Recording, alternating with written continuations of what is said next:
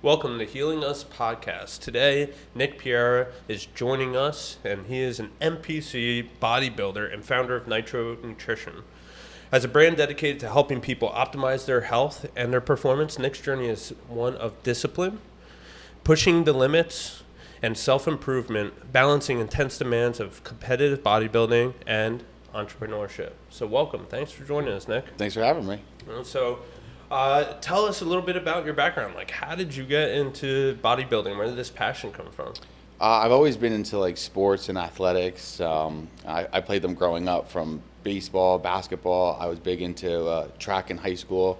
The rule in high school was you weren't allowed to start working out until you were 16 because they didn't want to, stunt your growth and stuff like that. So once I turned 16, I started going to the weight room for track and field. And then I started gravitating more towards working out and lifting. I saw the results. I liked the feeling.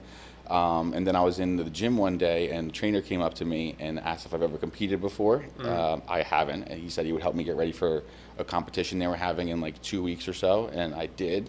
And I did pretty well. I won. I was like 17 at the time. And then I was pretty much just hooked from there, and then bodybuilding, fitness kind of just became my life. So where did you grow up? Toms River. Toms River? Yeah, most of my life. Jersey Shore, born and bred. Basically, yeah. You can't tell. It's all right. I am too. I was born in Brick, so I haven't really gone. Exactly. I haven't really gone far. So in high school, you started to develop. I mean, you were always into athletics. Yeah. And do you? So that was a big passion of your life. Yeah, and I used to love basketball, and then I Okay. realized I wasn't the tallest in the world, so then I decided I'll just become the widest. So I started working out and going more that route instead. Gotcha. And do you feel like sports have helped you kind of? What life lessons have you gained, like utilizing sports as a passion? A lot of discipline, not being able to do certain things because I know I have certain events coming up, or I have to train the next day, or whatever it may be. So it keeps you real, like on point, discipline, scheduled, things along those lines. Mm-hmm. Yeah, I grew up doing sports. I went to Monsignor Donovan's for high school. Yeah. So right down the street, probably from I went your to high North, school. yeah.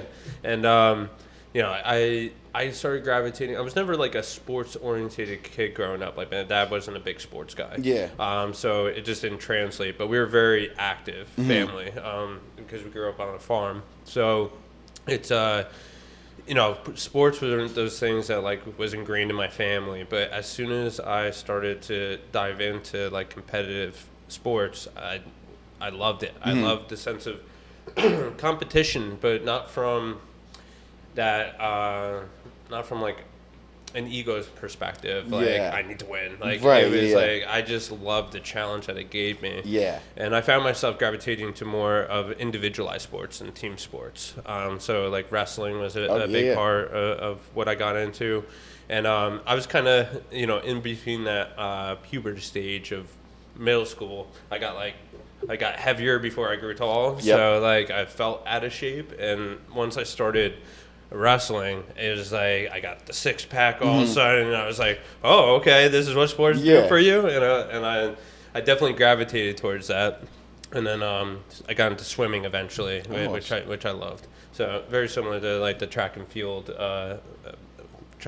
perspective. But yeah, it takes a lot of discipline. I mean, I remember having swim practice was at 4 a.m. before school.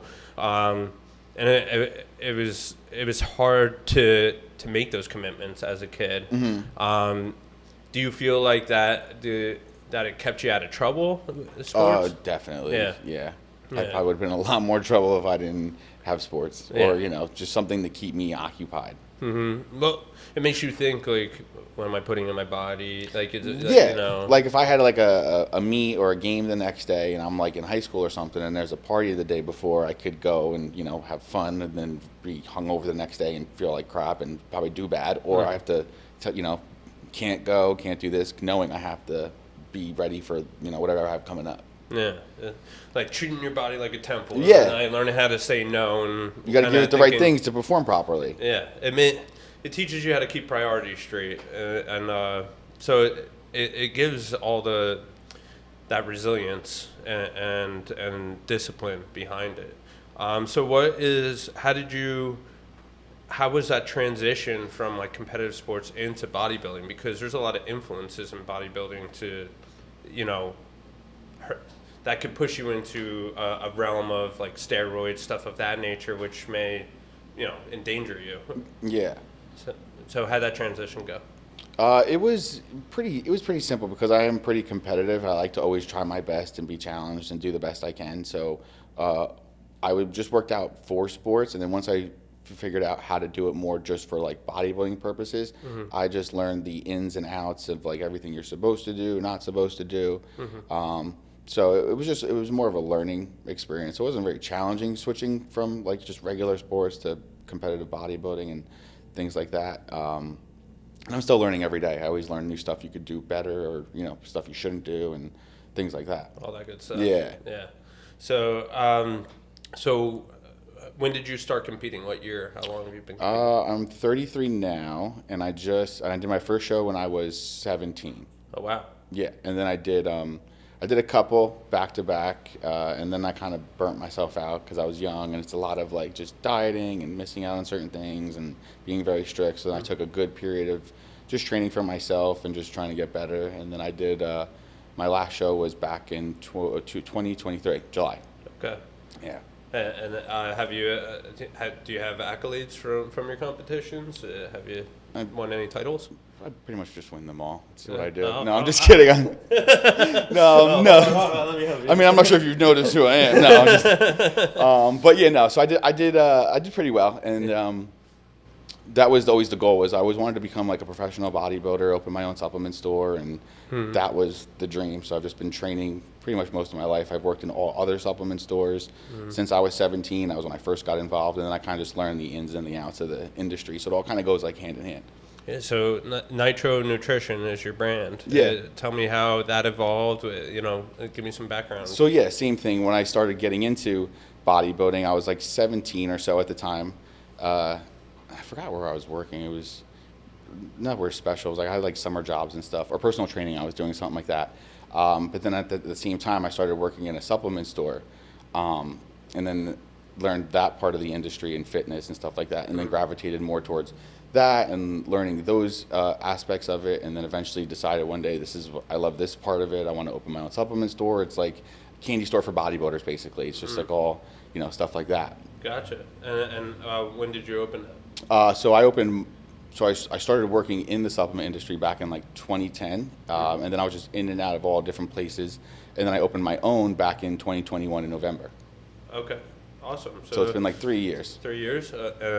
Everything going well? And I mean, it has its ups and downs. It's always a learning process. I started in Point Pleasant, and then I just recently relocated to Brick back in January. So that's my new location now. Yeah. So, entrepreneurship, it creates a lot of stresses and worry, and you kind of have to take leap of faith a lot of the What do you mean? It's super easy. What are you talking talking about? Everybody can do it, right? Anybody That's can do what YouTube told me. Basically. So, a big thing, for me, like, going back, like bodybuilding, I never competed, but I got really into fitness in my early recovery, and it was a big outlet for me. And I see that a lot with people in recovery, that because it's a natural rush. It's a different kind of feeling. Like I've done things in my day, and I've tried all kinds of stuff, and it feels good and everything, but like the feeling of working out or like getting a pump or the satisfaction afterwards, that's a whole different like type of high. 100%. It's that natural endorphin rush, and being able to look, in the mirror and be proud. Is a huge and once you see your results happening and stuff like that, it keeps you more motivated, on point. Absolutely. And, for those in recovery, we looked at ourselves in the mirror and were despised with what we saw on the other side. So it's really huge for, individuals, I think, to look at that mirror and be like, wow, look at what you've done. Look how far I came. And so you see it a lot in that transition. And so it was a big part of, my recovery early on, working out 3 hours a day. But then I became an entrepreneur, started my own companies, went to school, was completing college, and stress has come in, right? And then that balance of taking care of myself and balancing, my responsibilities comes into play. So how have you been able to manage that in your life with being a business owner? Luckily, the gym is my stress reliever, so that's what I look forward to most of the days is is getting that workout in, the feeling I know I'm going to feel afterwards, the accomplishment. So like if I'm having like a hard day, stress day, if I know I have stuff going on, or if I know I'm going to the gym that day, I plan my day kind of around that, and it keeps me more like on point, on track, knowing I have to do certain things. So it's just like trying to find that balance that works for you, because everyone's life is different, everyone's schedule is different, but once you kind of figure it out, it becomes a little bit easier. So you look at exercise like that's my reward at the end of the day. So like after whatever I have to do first, let me get it out the way, and then I can now have fun, go to the gym, throw some weights around, you know. Yeah.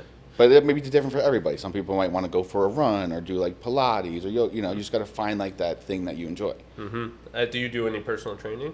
I do, not like specifically. I kind of do everything through the store, so that's what kind of makes it a little bit different. Is I use all my experience over the years, and I give like training advice, diet advice, supplement advice, customized workout plans, diet plan, you know, all that kind of stuff. So it all goes through the stores. Okay, awesome.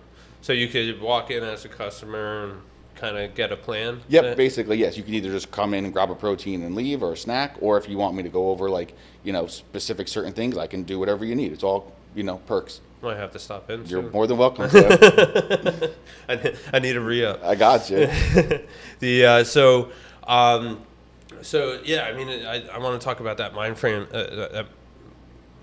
a little bit, where, you know, it's important to keep a perspective, because you can easily fall into, you know, the rut of going, you know, I don't want to go there, I just want to Netflix and chill right now. Yes, and I've been there many times. Yeah. So how do you ignite that internal motivation for yourself? Like what do you picture to essentially romanticize the reward of working out? So for me, like the goal in the beginning is I'm always a go big or go home type of person. So when I started this, I wanted to become a professional bodybuilder, or at least look like how the pros look when I first saw them, which were these crazy mass, you know, monster guys.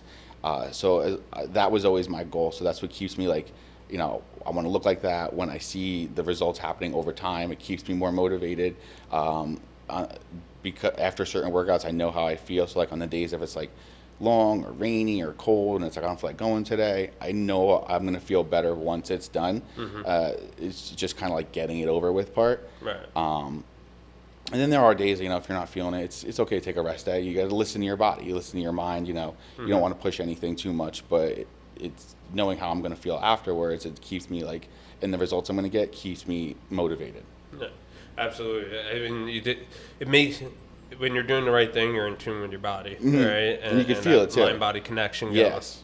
And then what I find with a lot of people, you know, my wife, she always makes fun of me because I wake up at 5 a.m. and go to the gym, and she's not like that whatsoever. So she's like, my body is telling me to sit here and sleep. Go back to bed, yeah. You know? Agreed.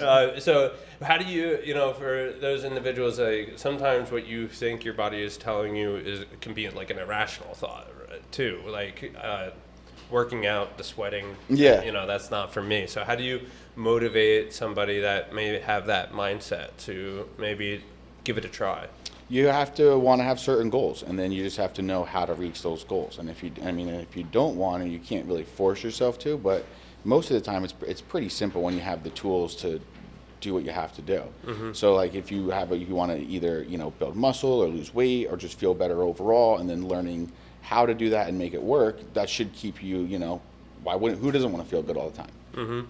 For those that are aspiring to, their goal is to be a bodybuilder, what would you give them as words of advice? Just make sure you do it because you love it, not for any other reason, or you're trying to, you know, like I said, originally I wanted to become a pro, and, you know, along the way I learned, like, if it happens, fantastic. If it doesn't happen, I do this because it's what I love to do. I love how it makes me feel. So yeah, as long as you love it, you're gonna have a great time regardless.